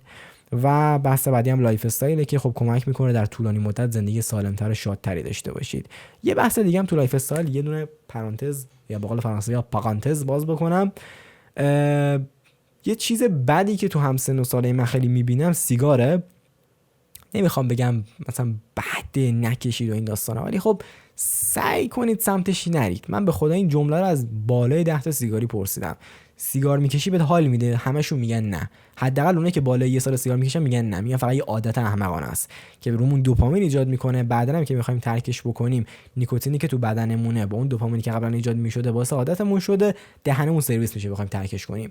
پس آقا این مواد مخدر و نمیدونم علف و شیشه و تریاک و اینا یه سری خوشحالی‌های کوتاه مدت بهتون میده که باعث عادت میشه و عادته باعث میشه دهنتون سرویس بشه، راحت نتونید خوشحال باشید تحت هر شرایطی و حتما نیاز به اون مکمل و مخدر داشته باشید که بتونید خوشحال بمونید. پس لطفا نکشید آقا، واقعا چرا باید خودمون رو داغون بکنیم به خاطر یه سری چیزای به درد نخور و آشغال و مخدرای به قول گفتن یا به قول خودمون شروور. واقعا این چیزی به اون اضافه نمیکنه به جز یه سری عادت احمقانه که واسه نابودی سلامتی روانمون و جسممون میشه. اینم از لایف استایل. بریم سراغ پارامتر سوم. پارامتر سوم سواد مالیه. اولیش چی بود؟ خودشناسی بود. دومی شعور و درک اجتماعی بود که هر کدوم اینو زیر مجموعه و پارامترهای دیگه هم داشتن و حالا سومی سواد مالیه. آقا من انقدر ناراحت میشم این ذهنیت ایرانیان نسبت به سواد اجتماعی و سواد مالی و نمیدونم پولدار بودن و اینا بده. مثلا فکر میکنم آدمای پولدار آدمای کثیفین، آدمایی که مثلا سر بقیه کلاه گذاشتن، کلاهبردارن، نمیدونم شیادن. پول اتفاقا خیلی چیز خوبیه به نظر من. چه بدی داره که من پول زیادی تو زندگیم داشته باشم، بتونم برای خودم امکانات خوب مهیا بکنم، تفریح‌های مفرح رو داشته باشم، بتونم توی زندگی خودم اون چیزایی که میخوامو خیلی راحت تر به دست بیارم و در کل حتی از همین راه، از طریق همین پول و سرمایه خودم حتی به دیگران کمک بکنم. خب خیلی خوبه. این اشکالش کجاست؟ به نظر من خیلی هم اوکیه و خوبه که هر آدمی از نظر مالی هر جایی که هست خودشو چند لول ارتقا بده تا بتونه راحت‌تر امکانات زندگی رو برای خودش فراهم بکنه. اما اینا در مورد پولدار بودن و اینکه دید مردم نسبت به پول داره چیه بود. بریم سراغ اصل مطلب، سواد مالی. سواد مالی اصلا چی هست؟ سواد مالی یعنی که ما بتونیم پول رو مدیریت بکنیم. پولی که در دست ماست کجا قراره خرج بشه، کجا قراره بره، چه جوری قراره خرج بشه و چه سودهایی رو قراره به ما برگردونه. در مورد سواد مالی من یه جمله خیلی خوب دارم همیشه تو ذهنم، اونم اینه که پولی که تو زندگی تو میاد قرار نیست عقده‌ها یا چیزایی که تو دوست داری رو برات فراهم بکنه. قراره تو رو از نظر اقتصادی و مالی چند لول بالا ببره. و حالا چطوری میتونیم خودمون از نظر مالی و از نظر اقتصادی قدرتمند بکنیم و این قدرت اقتصادیمون افزایش بدیم؟ به نظر من 2 تا پارامتر مهم هست که این موضوع رو پوش میکنه. اولیش پس‌اندازه. خیلی مهمه حقوقی که شما دارید میگیرید، 1 زندگیتون رو باش بکنید، 2 ببینید که چقدر از این زندگی که دارید میکنید هزینه‌هاتون خیلی هاش مثلا نیاز نیست. مثلا خود من یه حرکتی که انجام میدادم این بود که البته بچه تر که بودم 15-14 سال اینطور هم بود، یه بخش زیادی از پول هفتگیمو میرفتم اکشن فیگور میگرفتم. خب اوکی باحال خفنه، ولی خب نکن دیگه تو کمد جا نداری محمد. خیلی الان مامانم جمع کرده میگفت این اسباب بازی چینی اینجا و اینا و خب عادت خوبی نبود دیگه. هم کمدم پر شد، هم بخش زیاده از پولم به فاک رفت و الان که بهش فکر میکنم ببینم اگه همون پولو من پس انداز میکردم الان یه سرمایه دستم بود که میتونستم کارهای باحالتری باش بکنم. و مهمتر از پس انداز، یه چیزی که خیلی مهمتر از پس اندازه، سرمایه گذاریه. به نظر من آدما باید تو سن مثلا 24 تا دیگه 30 سالگی یه خونه داشته باشن برای خودشون، حالا چه با خانوادهشون چه بدون خانوادهشون. و خیلی ذهنیتشون اینجوریه که من باید یه کار خوب پیدا کنم، پول خوب بهم بده، بعد با اون پول خوبه برم خونه بخرم یا مثلا فلان کارو بکنم. بچه‌ها واقعا نیاز نیست که برید یه کار خیلی فوق‌العاده پیدا کنید که پول عالی بهتون بده. نمیگم بده، ولی خب شما با همین پول کمی هم که دستتونه میتونید پس انداز بکنید، میتونید سرمایه گذاری بکنید. الان حقوق یوتیوب من حقوق مثلا 100 میلیونی نیست، زیر 10 میلیونه، ولی با همون زیر 10 میلیون دارم مدیریت میکنم. میگم مثلا 500,000 تومان هزینه اینترنت میکنم ماهیانه، 1 تومن پول ادیتور میدم، 500,000 تومان پول خوراکی مثلا اگه بخوام یه کاری بکنم، 500,000 تومان برای گشت و گذار هفتگی مثلا میذارم کنار و بقیه‌اشو مثلا میرم سکه میخرم. یه کار باحالیه. حالا سرمایه‌گذاری رو چی بکنیم؟ جاهای مختلف شما میتونید پولتون سرمایه‌گذاری کنید که هم ارزش پولتون از دست نره، چون توی اقتصادهای متورم مثل ایران که اقتصاد تورمی دارن، پولی که دست شماست هی بی ارزش میشه و دارایی‌هایی مثل سکه، طلا، ماشین، خونه اینا هی میره بالاتر، گرونتر میشه به قول گفتنی. دلار یکی از راهایی که میتونید این کارو انجام بدید، ولی خب دلار چیزیه که یکم هم بده به خاطر اینکه اگه مردم زیاد دلار بخرن باعث تورمش میشه به نظر من و این خوب نیست. و اگه میخواید بخرید کم بگیرید، مثلا $2,000 $3,000 نه که برید $500,000 بگیرید. یه چیز کوچیک برای اینکه تو سبدهای مختلف تخم مرغتون رو بچینید و اگه تخم مرغتون رو توی یه سبد یا توی یه چیز مثلا مثل بورس بذارید، اگه اون سبد خراب بشه خب همه سرمایه‌تون هم به فنا میره. پس تو چند تا جای مختلف و چند تا فیلد مختلف سرمایه گذاری کنید. من خودم اون چند تا خوبشو که به نظرم اوکی بهتون میگم و خودم هم دارم انجام میدم. بورس، ارز مثل دلار، مثل یورو یا حتی رمز ارزها و ارزهای دیجیتال، طلا و مصنوعاتش مثل سکه و سکای پارسیان و طلاهای آب شده و ملک و مسائل دیگه‌ایه که شما میتونید روشون سرمایه گذاری کنید. ولی خب اگر بودجه کمی رو دارید، رمز ارز و یه جورایی طلا و مصنوعاتش انتخابای بهتری میتونن برای شما باشن، چرا که با بودجه کمتر هم در دسترسن. و بهترینش به نظر من که خب تو ایران ملک، مثلا اگه سوادشو داشته باشید، و بورس. ولی خب یه سری از این چیزایی که نیاز به سرمایه گذاری دارن سواد هم میخوان. مثلا ارز دیجیتال شما نمیتونید همینجوری الکی برید مثلا کلی تتر بگیرید یا مثلا یه رمز ارز دیگر رو بگیرید همینجوری نگه دارید، چون این کار احمقانیه، ممکنه بعدا ارزشش از دست بره و حتی ضرر بکنید. اگه قراره مثلا ارز دیجیتال برید این کارو انجام بدید، یا قراره ملک بخرید، یا قراره تو بورس برید، این سه تا چیزی هستن که نیاز به سواد دارن. بعد در موردشون بخونید، بدونید کجا خرید کنید، کجا بفروشید، چطوری بعد این کارو انجام بدید، سواد داشته باشید، وگرنه ضرر میکنید. خیلی آدما بودن که همین چند سال پیش تو بورس ضررای خیلی میلیاردی کردن. یا مثلا توی ارز دیجیتال خیلی از تریدرهای تازه کار بودن که سوادشو نداشتن، صرفا به خاطر جو اجتماع رفتن یه خیلی ارز دیجیتال گرفتن، بعدن ارزشش از دست رفت و ضرر کردن. ولی خب خیلی هم بودن که حتی چون سوادشو داشتن سود کردن. پس اگه سوادشو پیدا کردید برید سراغ سرمایه‌گذاری رو این چیزا. حتی ملک هم همینه، بعد بدونید چه ملکی رو میگیرید که بعدن ارزش پیدا بکنه. حتی ملک معمولا ضرر توش کمتره، ریسک کمتری هم داره چون همیشه ارزش داره. ولی خب اگه مثلا بدونید که چه ملکایی ممکنه بعدن ارزششون بالاتر بره، خب این کمک بهتری میکنه برای سرمایه‌گذاری براتون. ولی کم ریسک ترینا و مطمئنش میشه همین طلا و ارزهای فیزیکی مثل دلار و یورو، چون که همیشه ارزش دارن دیگه. طلا از روز اولی که آدمیزاد به دنیا اومده ارزش داشته. خود من چجوری سرمایه گذاری میکنم؟ خود من مثلا میرم سکه‌های 1 گرمی میگیرم از این سکه‌های پارسیان. حتی در مورد سکه صحبت میکنم جلوتر. 1 گرمن، معمولا عیارشون 18، قیمتشون هم هولوش 3-4 تومنه. مثلا 2 ماه یه بار، یه ماه یه بار یه دونه از اینا میگیرم میذارم کنار. و خب برای آینده یه پس انداز خیلی مطمئن و خوب دارم که بعدا خواستم یه کاری بکنم، یه سرمایه دم دستم باشه. در مورد سکه انواع مختلفی داره. ما سکه‌ای داریم که توسط بانک ضرب میشه که به دو دسته بهار آزادی و امامی تقسیم میشه. سکه‌های بهار آزادی ربع داره، نیم داره، کامل هم داره و عیارش هم 22. طرحش هم طرحی که قبل از سال 1386 ضرب میشد، یعنی بعد از سال 86 این سکه ها دیگه ضرب نشدن. و سکه‌های امامی داریم که بعد از سال 1386 ضرب شدن، هیچ فرقی از نظر وزن و عیار ندارن. وزنشون 8 گرم و 133 صدم گرمه، عیارشون هم 22، دقیقاً این همون سکه بهار آزادی، فقط جدیدترن، بعد از سال 86 ضرب شدن و قیمتشون هم به خاطر همین یه مقدار بالاتره. ولی خب سودی که بهتون میدن با بهار آزادی تقریبا میشه گفت یکیه. البته در مورد حباب سکه باید بگم که معمولا حباب بهار آزادی بالاتره، چون توی مهریه و اینا خیلی بیشتر ازش استفاده میشه. و این از سکه‌ای که توسط بانک ضرب میشه. البته ما سکه بانکی 1 گرمی هم داریم، ولی خب معمولا کسی نمیخره اینا رو، چون قیمتشون از اون 1 گرمیایی که توسط بانک ضرب نمیشه خیلی بالاتره. و سکه‌ای داریم که توسط بانک ضرب نمیشه، همون مصنوعات طلا و توسط یه سری کارگاه‌هایی که مجوز از اتحادیه طلاسازی دارن ساخته میشه و معمولا هم شکل دایره‌ای شکل نداره که ما سکه اشتباهش نگیرید.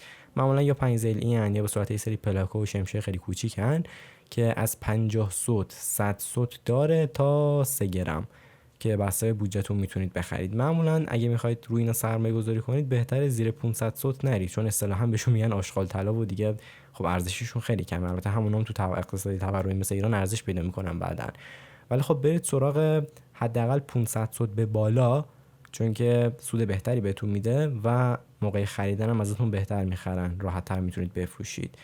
حتی در مورد سکه‌های پارسیان من خودم هنوز اطلاعات خیلی بالایی ندارم و تا حالا نفروختم، ولی چند تا فروشنده رفتم گفتن که اگه سالم باشه وکیومش و اینا ازت با قیمت مناسب میتونیم برداریم.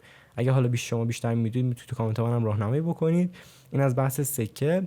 در مورد بحث طلا هم، طلا خب اجرت و مالیاتی که داره باعث میشه که اون پولی که براش میدید کمتر از ارزش واقعیش باشه. پس اگه برای سرمایه گذاری میخواید طلا بگیرید، ترجیحاً سمت گردنبند و انگشتر این چیزا نرید، برید سمت طلاهای آب شده ای که کدشون توی اتحادیه اعتبار داره، چون وقتی طلای آب شده میخرید یه کدی روشه که توی اتحادیه اون باید درست باشه. ولات طلاهای آب شده یه مقدار تخلف توشون زیاده، چون اتحادیه داره باشون یکم مقابله میکنه و میخواد از بازار حذفشون کنه تا جایی که من شنیدم البته. و یه مشکلی هم که داره مثلا اینکه چون آشغال طلا خیلی قاطیش میکنن عیارش میاد پایین، مثلا عیار 14 هم دارن بعضیشون حتی که یه مقدار پایینه، ولی خب این گزینه بهتریه تا نسبت به طلای ساخته شده که اجرت و مالیات داره. طلای کار کردم اگر بدونید چی دارید میخرید خوبه. در مورد دلار و یورو اینا بهتون گفتم یکم بده چون باعث تورم میشه، ولی خب اگه میخواید تخم مرغاتون رو توی یه سبد نچینید میتونید یه مقدار کمی هم دلار یا یورو داشته باشید که برای پسنداز یا سرمایه‌گذاریتون گزینه مناسبیه. ولی خب در مورد سوددهیش باید بگم طلا و سکه سوددهی بیشتری داره نسبت به بحث دلار و یورو و اینا. پیشنهاد دارم براتون تو زمینه سرمایه‌گذاری و سواد مالی، بچه‌ها ترجیحاً اولین سرمایه‌گذاری زندگیتون سرمایه‌گذاری روی خودتون و کسب و کارتون باشه. مثلا اگه قرار خودتون سرمایه گذاری کنید، مثلا تناسب اندامتون رو بهتر کنید، پول بدید باشگاه برید مثلا وزنه بزنید یا حالا ورزشتون رو بکنید که رو خودتون سرمایه گذاری کرده باشید و وزنتون رو آورده باشید پایین. یا مثلا اگه قراره توی کارتون زبان انگلیسی یاد بگیرید، برید پول بدید آموزشگاه زبان یاد بگیرید، رو خودتون سرمایه گذاری کنید، خوبه دیگه تو کارتون قوی تر میشید. یا مثلا خود من کاری که قراره سال بعد انجام بدم، میخوام برم مثل کارگاه‌های تعمیر سخت افزار، مثلا تعمیر کارت گرافیک، تعمیر پاور و اینا، برم اونجا چیز میز یاد بگیرم که هم توی یوتیوب چیزای بیشتری به شما داشته باشم یاد بدم و همین که رو خودم سرمایه گذاری کرده باشم. یا مثلا روی کسب و کارتون خیلی مهمه که سرمایه گذاری بکنید. مثلا من نور رینگ لایت خریدم، سیستم خریدم، چند تا کارت گرافیک خریدم که بتونم روی کارم سرمایه گذاری بکنم و با قدرت بیشتری توی کارم ادامه بدم. اینم خیلی مهمه. پس انداز داشته باشید، پس اندازو تبدیل به سرمایه گذاری بکنید و پول اصلا چیز بدی نیست، خیلی هم خوبه، بیشترش بکنید و از زندگیتون لذت ببرید. پس 3 تا شاخصه مهم: خودشناسی، شعور و درک اجتماعی و سواد مالی. 3 چیزی که در مدرسه به شما یاد نخواهند داد و منم تو این 12 سال یاد نگرفتم و به نظرم خیلی مهمه که یادش بگیرید. به نظر من این 3 تا پارامتر مهمی که تو مدرسه هیچ وقت یاد ندادم و باید یاد میگرفتیم که بتونیم توی سن 18 سالگی وارد جامعه بشیم. پارامترهای مختلفش هم بهتون توضیح دادم. یک کتابم بهتون معرفی کردم، ولی خب بریم توی زمینه سواد مالی. کتاب خوبم بهتون معرفی کنم، کتاب Rich Dad and Poor Dad یا پدر پولدار پدر فقیر اثر رابرت کیوساکی که دیدگاه‌های مختلف نسبت به پول رو بهتون توضیح میده. به نظر من خیلی کتاب کاربردیه، کتاب جالبیه. اگه اهل کتاب خوندن نیستید، یه کنفرانس خود رابرت کیوساکی داده که این دوبله به فارسی شده، توی یوتیوب هست. لینک اون ویدیو کنفرانسش در مورد کتابش اینجا میذارم که در مورد دیدگاه مختلف در مورد پول صحبت میکنه که خیلی هم مفیده، میتونه براتون مفیده به فایده باشه اون پادکست یا اون حالا کنفرانسی که خود رابرت کیوساکی در مورد کتابش داده. و یه کتاب دیگه میخوام بهتون معرفی کنم که اینو من اگه بخوام واقعا به هر کسی یه هدیه بدم، این هدیه رو میدم. کتاب شخصیت سالم، باز هم اثر وزین دکتر محمد رضا سرگلزایی که کتاب فوق‌العاده خوبیه.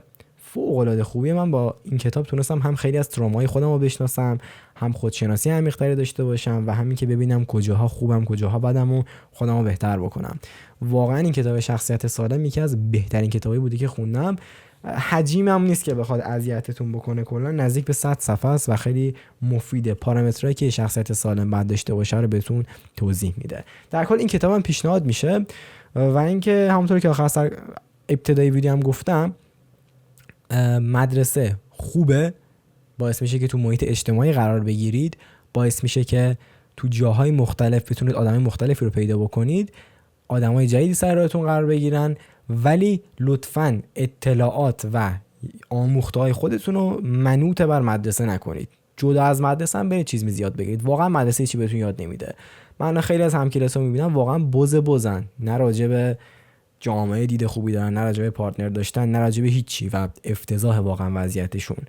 و یه همکلاسی مثلا من دارم، فکر کنم یه بار مدیر اومده بود سر کلاسمون، سر بحث پانسیون بحث شده بود. این بنده خدا می‌خواست انتقاد کنه، دستشو برد بالا و انقدر افتضاح انتقاد کرد و بعد توضیح داد که خود بچه‌های کلاسمون بهش خورده گرفتن. و این خیلی بده مثلا برای آدمی که قراره یه روزی حقوقدان بشه یا بره قاضی بشه، این خیلی بده که نتونه درست صحبت بکنه. پس لطفاً این 3 تا پارامتر و زیر مجموعه‌ای که گفتم رو در نظر بگیرید و سعی کنید که خودتون رو توش قوی بکنید که تو مدرسه بهتون یاد نمیدن.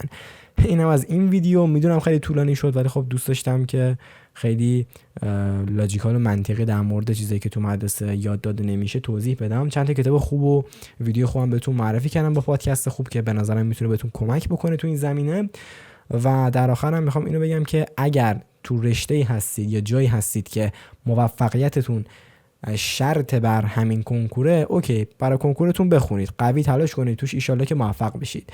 ولی خب لطفاً خودتون رو میگم منوط بر مدرسه نکنید. چیزای مهمتری مثل خودشناسی، شعور و درک اجتماعی و سواد مالی است که تو مدرسه بهتون یاد نمیدن و خودتون باید برید جدا یادش بگیرید. همین دیگه، حرفی نمیمونه. امیدوارم که این ویدیو براتون مفید باشه اول از همه، و دو اینکه ترجیحاً این ویدیو رو بچه‌ها لایک کنید، سابسکرایب کنید کانالو، یا کامنت بذارید.